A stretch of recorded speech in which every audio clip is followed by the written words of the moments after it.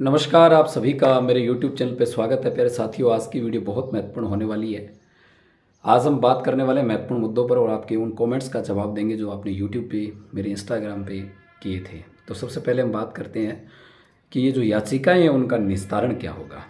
प्यारे साथियों, विभिन्न प्रकार की याचिकाओं के लिए सबसे पहले वो विद्यार्थी डर रहे हैं जिनका L1 और SST के अंदर 2 गुना के अंदर चयन हो गया, वो डर रहे हैं। वो पूछ रहे हैं कि क्या इन याचिकाओं के कारण परिणाम दोबारा तो नहीं आएगा, हम चयन के दायरे से बाहर तो नहीं हो जाएंगे। तो मैं सबसे पहले इन याचिकाओं के बारे में आपको बताऊंगा। प्यारे साथियों, 2 याचिकाएं L1 के अंदर दर्ज हो चुकी है और जैसे जैसे परिणाम आएंगे, ये जो अधीनस्थ बोर्ड ने जो बड़ी गलती की है, डिलीट की और उत्तर कुंजी में जो भी गलतियां की उनके खिलाफ विद्यार्थी बिल्कुल आक्रोशित हैं, तो वो याचिका लगाएंगे। लेकिन इन याचिकाओं का अभी जो प्रक्रिया चल रही है परिणाम जारी होने की और उसके बाद जो नियुक्ति प्रक्रिया चलेगी, उस पर कोई ज़्यादा प्रभाव पड़ने वाला नहीं है। यदि आप चयन के दायरे में आ गए हैं और आपका अंतिम रूप से भी चयनित हो जाता है, आप नियुक्ति ले लेते हैं, उसके बाद यदि इन याचिकाओं का निस्तारण होता है और वापस परिणाम आता है और आप बाहर भी होते हैं, तो आपको बाहर नहीं किया जाएगा, आप उसी पद पे बने रहेंगे। और जो नए विद्यार्थी चयन होंगे, जो चयन के दायरे में और आएंगे, उनको भले ही नई सीटें क्यों ना क्रियान्वित करनी पड़े, उनको नियुक्ति मिलेगी। कहने का मतलब है, जिनका एक बार चयन हो जाएगा उसके लिए कोई दिक्कत नहीं है। जो नए विद्यार्थी अगर वापस परिणाम आने से चयनित होते हैं तो उनको नियुक्ति मिलेगी। अब कौन कौन सी याचिका का क्या क्या होने वाला है उस पर चर्चा करें। तो राजस्थानी भाषा संबंधी विवाद को लेकर एक याचिका दायर है। यदि उस याचिका का फैसला ये आता है कि इन प्रश्नों को डिलीट किया जाए, बोनस किया जाए, तो बिल्कुल सभी के लिए इस पे प्रभाव पड़ेगा। सभी का मतलब, मेरे कहने का मतलब है कि केवल याचिकाकर्ता को उसका फ़ायदा नहीं मिलेगा, सभी के लिए उसका जो भी फैसला हो सभी के लिए लागू रहेगा। यदि उसके बाद ये फैसला आता है कि बोनस दिया जाए, तो फिर से वापस परिणाम आएगा। जो विद्यार्थी नए चयन के दायरे में आएंगे उनको नियुक्ति मिलेगी, अगर ऐसा होता है तो। और अभी L2 के अंदर, L1 के अंदर 2 याचिका लगी कुछ प्रश्नों को लेकर। तो वो जो याचिकाएं लगी है, मेरे हिसाब से, मैं अपना विवेक के हिसाब से बता रहा हूँ, उसका जो फैसला होगा, यदि उन प्रश्नों को सही हो गलत हो, जो भी उसका फैसला हो, मेरे हिसाब से वो फैसला केवल याचिकाकर्ता के लिए ही होगा। कुछ विद्यार्थी है जो ये कह रहे थे कि उनके पास है ना, वो जो उनके उत्तर थे वो बिल्कुल सही थे, लेकिन बोर्ड ने गलत माने हैं। उनके पास प्रमाणित पुस्तकें हैं, उसमें उनका उत्तर है, लेकिन बोर्ड ने गलत मान लिया। तो यदि माननीय कोर्ट ये फैसला करता है कि उनका उत्तर सही माना जाए, तो मेरे हिसाब से वो जो फैसला है वो केवल उनके लिए, यानी याचिकाकर्ताओं के लिए ही लागू रहेगा। ये याचिकाओं का होना है। लेकिन याचिका का फैसला इतना जल्दी आना मुश्किल नज़र आ रहा है। तब मेरे हिसाब से याचिकाओं का फैसला जब तक आएगा तब तक अंतिम परिणाम भी आ जाएगा और नियुक्तियां भी हो जाएगी। तो ये तो था प्यारे साथियों याचिकाओं का मामला। काफ़ी विद्यार्थी कह रहे थे कि याचिकाकर्ता बनना जरूरी है क्या। प्रश्न संबंधी जो याचिकाएं हैं, जो 3 या आपके प्रश्न जो सही हैं और वो डिलीट हो गए या फिर उनके उत्तर चेंज कर दिए, तो उनमें तो आपको याचिकाकर्ता मेरे हिसाब से बनना चाहिए। यदि आप चयन के आप उन प्रश्नों से आपका अंतिम रूप से चयन होता है तो।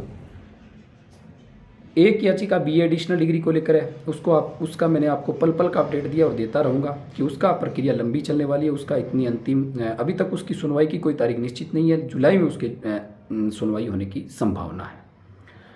दूसरा हमारा मुद्दा ये है कि बोर्ड की गलतियों के कारण विद्यार्थियों को नुकसान उठाना पड़ रहा है। वो इसलिए उठाना पड़ रहा है प्यारे साथियों कि बोर्ड को इस परीक्षा की जिम्मेदारी मिली थी, उसको पेपर बनाने की जिम्मेदारी मिली, लेकिन बोर्ड अपनी विशेषज्ञ टीम होने के बावजूद भी पेपर ढंग से नहीं बना पाया।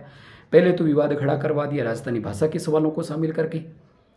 हालांकि राजस्थानी भाषा में सवाल पूछ लिए, उसमें कोई बड़ी बात नहीं है, हमारी भाषा है राजस्थानी, लेकिन फिर भी विवाद हो गया। दूसरा, ऐसे ऐसे प्रश्नों को डिलीट कर दिया, विशेषज्ञ टीमें लगाई, बार बार ये बयान दिए कि आपत्तियां इतनी लगी है इसलिए विशेषज्ञ टीम क्रॉसिंग जांच कर रही है, वो कर रही है, ये कर रही है, और उसके बाद फिर प्रश्न डिलीट किए गए। जब जांच कर रही है, जांच होने के बाद जब डिलीट ही करने थे, तो आप इतना वक्त जाया क्यों किया। और फिर डिलीट ऐसे प्रश्न कर दिए जिनको डिलीट करने की मेरे हिसाब से कोई बड़ी नौबत नहीं थी। अब उन डिलीट करने के कारण वो विद्यार्थी, प्रश्न डिलीट होते हैं 1 या 2, लेकिन इतनी संख्या में आपने डिलीट कर दिया, आने वाले विषयों के अंदर तो और डिलीट होंगे। अब वो डिलीट हुए, उससे वो विद्यार्थी जो निश्चित तौर पे चयन के दायरे में आ रहे थे वो बाहर हो गए, क्योंकि ये डिलीट का खेल किसी के लिए सकारात्मक होता है तो नकारात्मक भी बहुत होता है। अब जो विद्यार्थी अपना चयन निश्चित मान रहे थे और अब जो कट ऑफ आई है उसके अनुसार उनका चयन था, लेकिन वो डिलीट के कारण बाहर हो गए, यानी गलती बोर्ड की, पेपर बनाया बोर्ड ने, गलती बोर्ड ने की, फिर आपत्ति शुल्क विद्यार्थी ने दिया, बोर्ड की गलती के कारण आपत्ति शुल्क देना पड़ा और आपत्ति शुल्क दिया और उसके बाद डिलीट किए और विद्यार्थी को नुकसान। बोर्ड गलती करे, नुकसान विद्यार्थी उठाए। ये अब विद्यार्थी करे क्या? अब वो कोर्ट ना जाए तो क्या करे? ये मैं इसलिए कह रहा हूँ, काफ़ी विद्यार्थी कोर्ट जाने वाले विद्यार्थियों के ऊपर कमेंट करते हैं। हाँ, फालतू के कमेंट जो याचिकाएं दर्ज होती है उसके लिए अलग बात है, न्याय का अधिकार सबको है, लेकिन उन विद्यार्थियों पे क्या गुजरती होगी जो डिलीट के कारण बाहर हो गए। बोर्ड को बनाना था पेपर और गलतियां कर रहा है बोर्ड और नुकसान विद्यार्थी उठा रहा है। एक सवाल बार बार आप कमेंट में कर रहे थे कि क्या सर डिलीट पर्सन को बदला जा सकता है? बिल्कुल, डिलीट यदि कोर्ट ने पर्सन डिलीट किए तो उस पर याचिका लगाए और कोर्ट को ये लगे कि ये पर्सन गलत डिलीट किए तो बिल्कुल उसको बदला जा सकता है। इसमें कोई दो राय नहीं है, ये मान के चलिए आप। अगला, याचिकाकर्ता बनना क्या जरूरी है, मैंने आपको बता दिया है। याचिकाओं के निस्तारण के बारे में बता दिया है। एक चीज़, कर्मानुसार नियुक्ति के ऊपर मैं विशेष चर्चा करूंगा। यदि कर्मानुसार नियुक्ति नहीं हुई तो बिल्कुल रीट की सीटें खराब हो सकती है, इसलिए कर्मानुसार नियुक्ति की मांग आप उठाइए। आरपीएससी को फटाफट फर्स्ट ग्रेड की नियुक्ति देनी होगी। सेकंड ग्रेड के के संदर्भ में मेरी मांग है कि भर्ती को रद्द हो, लेकिन फिर भी यदि मेरे कहने से कोई रद्द नहीं होगी, इसलिए यदि वो परिणाम जारी करने की सोच रही है तो जल्दी परिणाम घोषित करके उनकी जल्दी नियुक्ति देता कि रीट की सीटें खराब ना हो। पदवर्दी की बात है, काफ़ी विद्यार्थी नेगेटिव कमेंट कर रहे हैं कि पदवर्दी अब नहीं होगी। ऐसा नहीं है, पदवर्दी हो सकती है, निश्चित तौर पे हो सकती है, अभी भी हो सकती है और होगी यदि प्रयास जारी रहा तो। ये वीडियो लंबी हो रही है इसलिए मैं इसको ज़्यादा लंबा लेके नहीं चल रहा। और भी कोई मुद्दे पे आप कोई सवाल मुझसे पूछना चाहते हैं, आप कट ऑफ के बारे में पूछ रहे थे, हिंदी की कट ऑफ मेरे इतने नंबर है, कट ऑफ इतनी, मेरा सिलेक्शन होगा क्या? ये डिलीट का खेल है ना, ये मेरे को बंद करवा देता है, मेरी जुबान को बंद करवा देता है कि इसको जवाब दो, क्योंकि डिलीट के कारण मैं कुछ नहीं कह सकता। कितने हिंदी में तो बोल ही नहीं सकता मैं, क्योंकि हिंदी में मुझे लगता है 8 से 9% डिलीट होने वाले हैं।